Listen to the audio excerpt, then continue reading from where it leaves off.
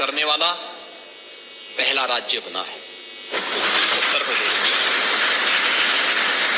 आपने विधानसभा में प्रवेश करते ही आपने देखा होगा कि विधानसभा के अंदर किस रूप में विधानसभा के स्वरूप को एक व्यवस्थित तरीके से पूरा परिचय, कोई भी जाएगा, कोई गाइड की आवश्यकता नहीं, आप जाएंगे एक एक जगह थोड़ा समय निकाल करके एक ओर से घूमते हुए जाएंगे, देखते जाएंगे, आपकी समझ में आएगा कि वास्तव में कैसी हमारी संवैधानिक संस्थाएं कैसी होनी चाहिए, उसका स्वरूप कैसे होना चाहिए।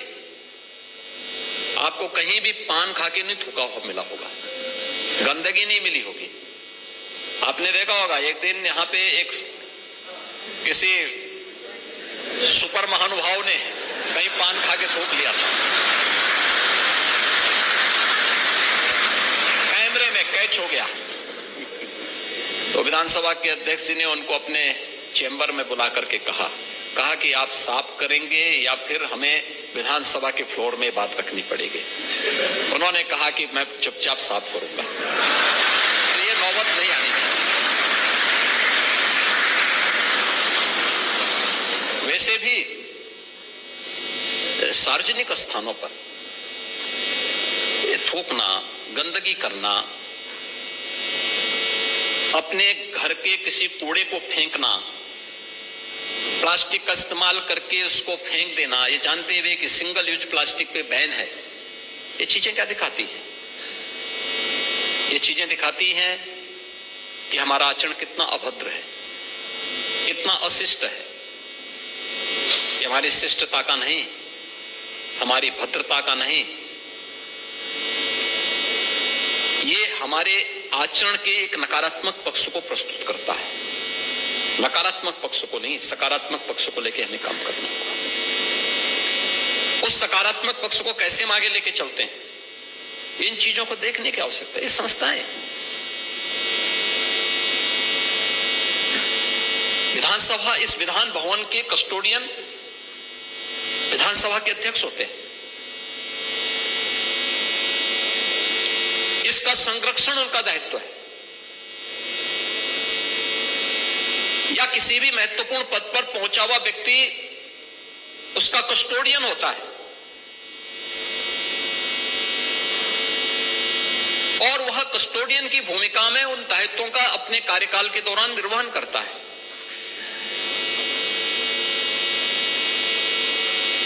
वो मालिक नहीं होता। हम लोग प्रदेश में हैं मालिक की भूमिका में नहीं,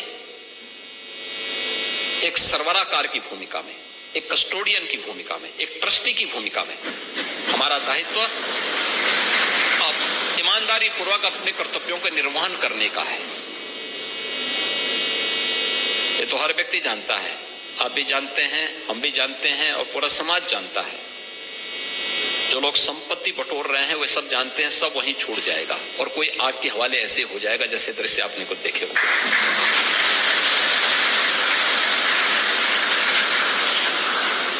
लेकिन हमारा राष्ट्रीय दायित्व भी तो कुछ है, याद रखना। इस राष्ट्र की एकता, अखंडता और संप्रभुता के साथ ही हम सबकी भी सुरक्षा जुड़ी हुई है। इस राष्ट्र की एकता को बनाए रखने का दायित्व भी तो हम सबका होना चाहिए।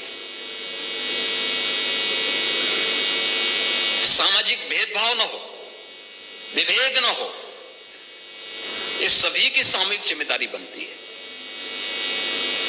राष्ट्रीय अखंडता को कोई चुनौती न देने पाए, यह हर नागरिक का दायित्व बनता है। उस राष्ट्र की किसी भी जाति, मत, मजहब, क्षेत्र, भाषा का कोई व्यक्ति क्यों ना हो, यह प्रत्येक का दायित्व बनता है कि देश मेरे लिए पहले सर्वोपरि है। मेरी जाति, मेरा मत, मेरा मजहब, मेरा क्षेत्र, मेरी भाषा बाद में, पहले देश। जब इस भाव के साथ हम कार्य करते हैं तब राष्ट्र विकसित होने की प्रक्रिया को तेजी के साथ आगे बढ़ाता है और उसमें अपने कर्तव्यों के निर्वहन के साथ हर व्यक्ति, और वो प्रवृत्ति हमें वो करनी पड़ेगी। हम अक्सर देखते हैं कि सरकारी नौकरी जब तक नहीं मिलती व्यक्ति को पापड़ बेलता है, लेकिन जैसे मिली उसके बाद वे मान लेता है कि जैसे कि अब तो उसका काम समाप्त। नहीं, उसके कार्य की शुरुआत होनी चाहिए था और अपना अच्छा कुछ करके दिखाए, अच्छा करके दिखाए। और यह जिस दिन इस प्रकार के भाव के साथ हर उत्तर प्रदेश वासी और हर भारतवासी काम करना प्रारंभ करेगा, परिणाम देगा। हम लोगों ने पिछले 8 वर्ष में यही काम किया, प्रधानमंत्री मोदी जी की प्रेरणा से यही काम हम लोगों ने किया, अलग से नहीं। कोई ऐसा हमने नहीं कर दिया कि कहीं से अतिरिक्त ऐसा हम नहीं ला दी। हमने केवल पब्लिक को प्रेरित किया, समाज के हर एक तबके को इस बात के लिए प्रेरित किया कि भाई देखो, हमारी भी तो इस प्रदेश के प्रति कोई जिम्मेदारी है, प्रदेश हमें पहचान दे रहा है, हमें भी इसके प्रति कोई जिम्मेदारी है, कोई जवाबदेही है। उस जिम्मेदारी और जवाबदेही में बेहतर समन्वय करते हुए हम आगे बढ़े, परिणाम हमारे सामने है। यह प्रदेश 17 के पहले बीमारू राज्य था, आज बीमारू नहीं, देश की अग्रणी अर्थव्यवस्था के रूप में अपने आप को स्थापित किया। इस प्रदेश में 2017 के पहले किसान आत्महत्या करता था, आज किसान खुशहाल है। 2017 के पहले बड़े पैमाने पे भूख से मौतें होती थी, आज भूख से मौतें नहीं बल्कि 15 करोड़ लोग पिछले 5 वर्ष से फ्री में राशन की सुविधा का लाभ प्राप्त कर रहे हैं। टेक्नोलॉजी का बेहतर उपयोग हुआ है। ई पॉस मशीन से हम लोग लखनऊ में बैठ करके स्क्रीन के माध्यम से सभी 80,000 फेयर प्राइस शॉप की मॉनिटरिंग कर सकते हैं। यह है टेक्नोलॉजी की ताकत। हमने इस्तेमाल क्यों नहीं किया पहले, क्यों नहीं किया? ये वही प्रदेश थे जिसके युवाओं को अपनी पहचान छुपानी पड़ती थी, आज पहचान नहीं छुपानी पड़ती है। वो कहीं जाता है सीना चौड़ा करके बोलता है साहब यूपी के।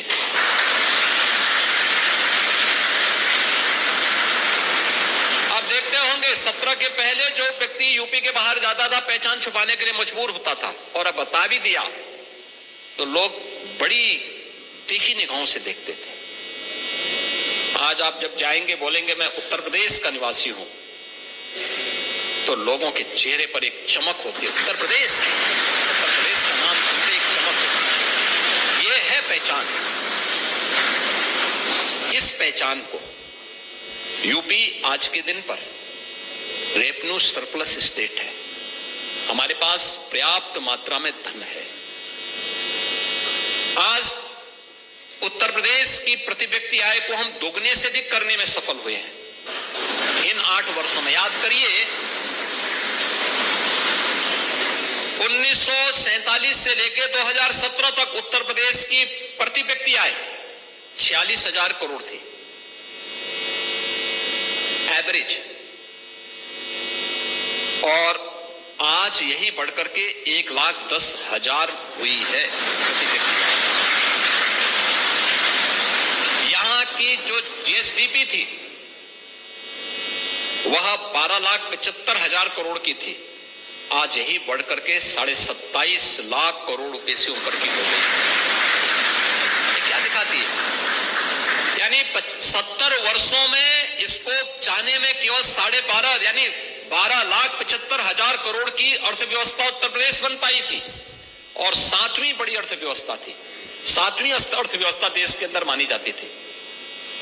आज यह देश की नंबर 2 की अर्थव्यवस्था बन चुकी है, 27.5 लाख करोड़ की है, और सबसे बड़ी यानी सबसे अधिक ग्रोथ रेट के साथ बढ़ने वाली देश की अर्थव्यवस्था उत्तर प्रदेश आज के दिन पर बना है।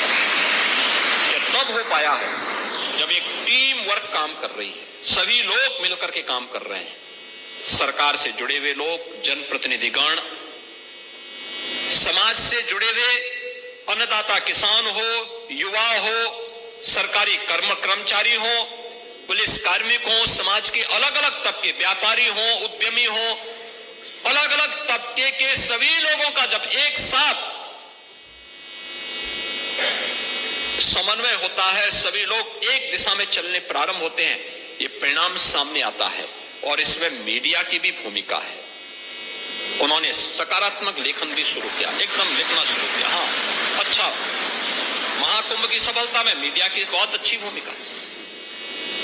ये सभी चीजें जब एक साथ चलती हैं तब परिणाम सामने आते हैं, और उस परिणाम के लिए ये दायित्व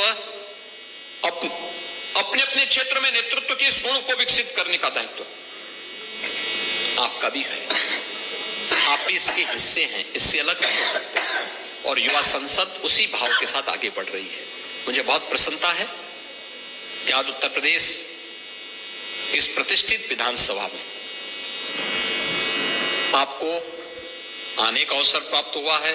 अगले 2 दिन आपके यहां व्यतीत होंगे। एक सकारात्मक डिबेट को आप आगे बढ़ाएंगे और अपनी बात को बिना किसी भय के निसंकोच बोलिए। हाँ, बोलते समय तो जरूर ध्यान रखना कि उसमें तथ्य होने चाहिए, और उसमें जो कुछ भी आप बोलें उसमें तथ्यों के साथ साथ आपकी संवेदनशीलता भी झलकनी चाहिए, और शिष्ट आचरण भी दिखना चाहिए। अगर ये सब चीजों को, वही चीज शालीनता के साथ भी बोली जा सकती है और वही चीज अभद्र तरीके से भी बोली जा सकती है। व्यक्ति को तय करना है कि वह किस श्रेणी में खड़ा होना चाहता है, और मुझे लगता है कि इन बातों को आप रख करके इन 2 दिनों के अंदर यहाँ पे 3 जो सबसे अच्छे यूथ सेलेक्ट होंगे, यानी आप सभी अच्छे हैं, लेकिन उन 3 को सेलेक्ट करना यहाँ पे जो हमारी टीम बनी हुई है इनके लिए बहुत बड़ा चैलेंज होगा, बहुत बड़ा चैलेंज होगा। क्योंकि 3 का 240 में से 3 का चयन करना, और तो अच्छा है कि आज की विधानसभा हमारी बहुत अच्छी चलती है। नहीं तो 90 के दशक की विधानसभा होती तो पता नहीं क्या हो गया होता है।